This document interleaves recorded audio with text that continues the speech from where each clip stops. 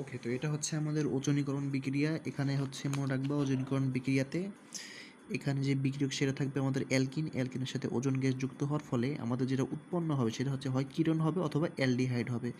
তো এখানে একটা মেন জিনিস ওটা হচ্ছে এখানে দুইটা উৎপন্ন হবে। এই দুইটার যে তোমার সংখ্যা থাকে এই সংখ্যা দুইটার যোগফলে এটা আসবে, মানে এটার অ্যালকিন আসবে। আর যেটা কম হবে সেটা পাশে দাগ লিখতে হবে। এক্সাম্পল হচ্ছে এইটা। এক্সাম্পল হচ্ছে যেমন এখানে আছে বিউটানাইল পেন্টানাইল, তাহলে বিউট মানে 4, এটা হচ্ছে 5, 5 আর 4 9, তাহলে এটা হবে অ্যালকিনের 9, তাহলে এটা হবে ননিন।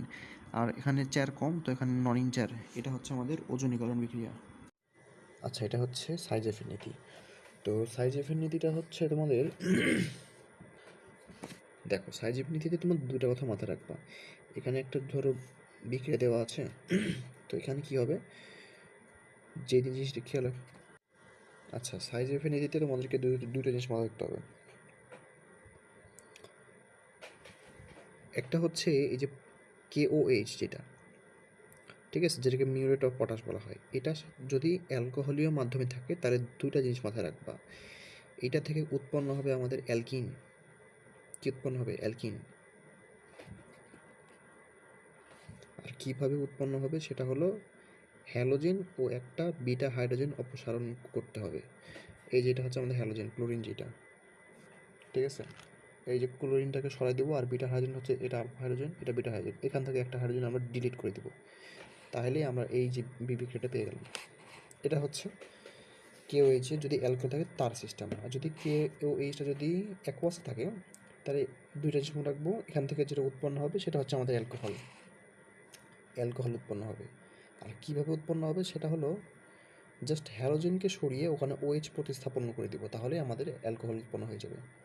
তো এটাই হচ্ছে মূলত সাইজেফের নীতি, যে অ্যালকোহলীয় থাকলে অ্যালকিন উৎপন্ন হয়, অ্যাকোয়াস বা জলীয় থাকলে অ্যালকোহলীয় উৎপন্ন হয়। আর কীভাবে উৎপন্ন হয় সেটা দেওয়া আছে প্রসেসটা। আচ্ছা, এবার হচ্ছে মার্কনিকভের নিয়মটা। তো মার্কনিকভ করার আগে দুইটা শর্ত মানতে হবে। ওটা হচ্ছে হাইড্রোজেন যেটা, ধরো এই পাশে দুইটা হাইড্রোজেন কিন্তু সমান হওয়া যাবে না, এখানে একটা, এখানে দুইটা ভিন্ন থাকতেছে।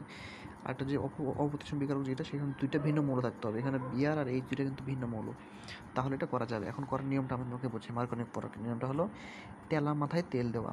এখানে যেখানে দ্বিবন্ধন থাকবে এটাকে আমরা ভাঙবো, আর এইচ বিআরটাকে আমরা ভাঙবো। এক নম্বর কাজ হইল। ভাঙার পর কি করব আমরা, এখানে এইচ বেশি আছে না, তার সাথে আবার এইচকে লাগাই দেব, ঠিক আছে, যেখানে এইচ বেশি ছিল তার সাথে আবার এই এইচটাকে লাগাই দেবো, আর অন্য যেখানে কম আছে ওখানে বিআরটাকে লাগাই দেবো। এটাই হচ্ছে আমাদের কাহিনী। এই যে এখানে আমরা এটাকে ভাঙছি, এটাকে ভাঙছি, এই দ্বিবন্ধনকে ভাঙছি আর এটাকে ভাঙছি।